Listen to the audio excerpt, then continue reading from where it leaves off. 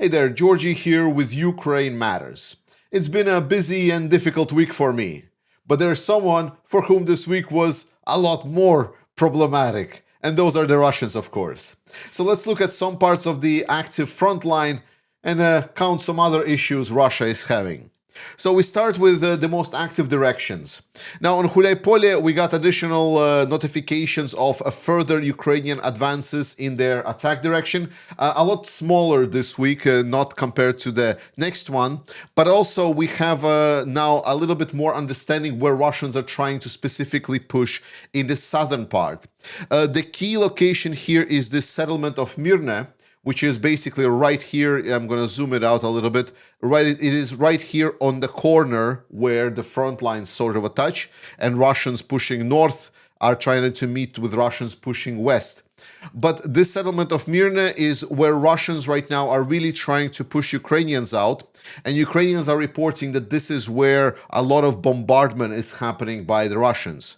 Beyond that, there have been Russian attempts to move also towards Zaliznychne, to the north of it, most likely to continue the encirclement of the positions, but they failed in Zaliznychne. So far, despite the Russian best attempts and despite the extremely heavy bombardment of Myrne, Russians have not had success on this direction. Then I want to talk about Pokrovsk, because there has been a specific Russian video released here. And in that video, we saw Ukrainians getting their ass whooped. So one of the Ukrainian armored columns that was moving towards the front line got destroyed. And obviously, in a lot of the pro-Ukrainian circles, it rose a lot of questions, a lot of discussions started happening whether, Ukraine is doing something wrong, that they got burned by the Russians. So first things first that we need to note from this Russian video is that what we see mostly is that Russians are just destroying vehicles and we don't see any bodies. We see only vehicles burning with like no bodies, no blood, nothing around it. Also, by the way, if you noticed, M1A1, and judging by the black barrel, I would guess this is one of the Australian ones. Hello to all of the Aussies. Thank you so much for supplying Ukraine with vehicles. They're doing a great job. But while Russians are celebrating, and at the end of the video, we see some Ukrainians being hit by the Russian drones, and while the people's knee-jerk reaction is understandable, I do think it's a bit misplaced. Because one, we found out a little bit more detail about this situation. We actually heard about this situation during the week that Ukrainians are having trouble this north of Grishine. But what actually happened is Ukrainian column was moving along, and then they suddenly find themselves inside of the minefield. And while it was known that Russians had mines in the area, the truth of the matter is that it wasn't the Russian minefield. It turns out that it was miscommunication between this Ukrainian brigade and another brigade, and they basically entered the friendly fire minefield, which forced the whole column to stop. And Russians are monitoring this area because this is where Russians are attacking. So they saw the Ukrainian column attacking and stopped in the minefield, and they just came in for easy pickings. And that was the situation that unfolded. A completely stupid situation, a big fuck up for sure, but it is not like it's a critical thing that's happening every day. Because point number two that people are completely missing is that they're not putting two and two together with the fact that there are reports of Ukrainian counterattacks working in the area. So while Ukrainians around Grishine are not succeeding, they did succeed around Vilna and did succeed around Rodinske here at the north. So how did they succeed? It's not going to be secret to anyone that is following how this war is happening. Ukrainians used armored columns to attack these positions. And while one of the columns got intercepted, others succeeded and they even liberated some territory. So what I'm saying is that videos are important. It's important for us to have the context. It's always extremely sad to see when Ukrainians are sustaining casualties. But this is war. This is what's happening in the war. March overall has been one of the worst months for Russians in their whole campaign since June of 2024. But more importantly, it's just marginally better than what they did in February.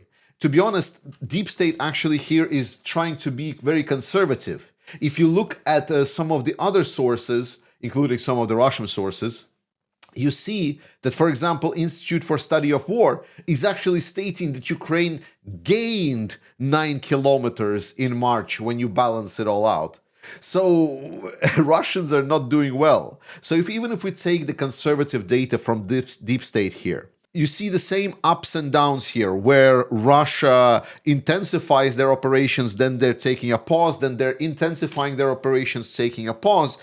And here we saw the intensification of the frontline operations by Russians in March already, but I think April is going to be more telling. So in April, we will know whether or not Russia has recovered. If they will not reach, let's just say, 300 captured square kilometers per April, then we will know for sure that Russia is suffering systematically. Because while Russia had a lot of success in these previous 2 years, 2024, 2025, this is where Russia was burning through their main stockpiles and main reserves. Now they are not having that. Also, something weird has been happening in the last couple of days with Russian planes. A rare An-26 KPA has been hit by Ukrainian drones while on the runway. Then second aircraft in 24 hours disappeared over Crimea, another An-26, this one a transport one. And the reports are that there were some high-profile people on board of it. So far, we have confirmation of only one low-ranking member of the Russian military being dead, but we're waiting for more information about this. And then Russia lost a Su-34 fighter bomber. And it was like, okay, that's already a third plane gone in like a couple of days. And then today, there is a Russian Su-30 that crashed in Crimea. And you're like, what? Su-30 is a pretty important one. This is like a commander plane. So they have like a commander that is overseeing the battlefield and commands other planes to conduct the operation. A pretty important target. And I mean, I might be a conspiracy theorist here, but I think I know what might be. Because recently, a video appeared of a plane flying already in the region around the Black Sea. Yes, this is the Ukrainian Swedish plane that was delivered to Ukraine, the AWACS, the long-range radar plane. So we knew that these planes were delivered to Ukraine some time ago, and Ukraine was testing how to fly them, learning how to fly them. And now, if they've been filmed flying in the area, I think Ukrainians just deployed them in the area around Crimea and started noticing much further all of the aerial targets of Russians. And to round it all up, guys, sometimes I get asked, what would I do if there would be no war? I don't know. I think I would just say like how great humanity is. Because when we're not waging war, when we're not allowing dictators to just disrupt our civilized and peaceful lives, we get something like this.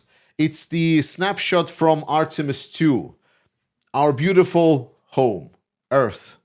This is truly wonderful to see that we are able still to do something beyond just firing bombs at each other. And I would wish we do more of this rather than war. But for that, we still need to figure out how to prevent dictators to attack ourselves. But for now, the best thing we can do is to support Ukrainian armed forces, either by liking, sharing this video, or if you have some disposable income, participate in our fundraiser for the FPVs for the Black Raven Battalion. We already are doing quite well, we're well over half, but the guys still need your help. So join up, support Ukraine, trust in Ukrainian armed forces. I love you. Slava Ukraini, and I will see you next time.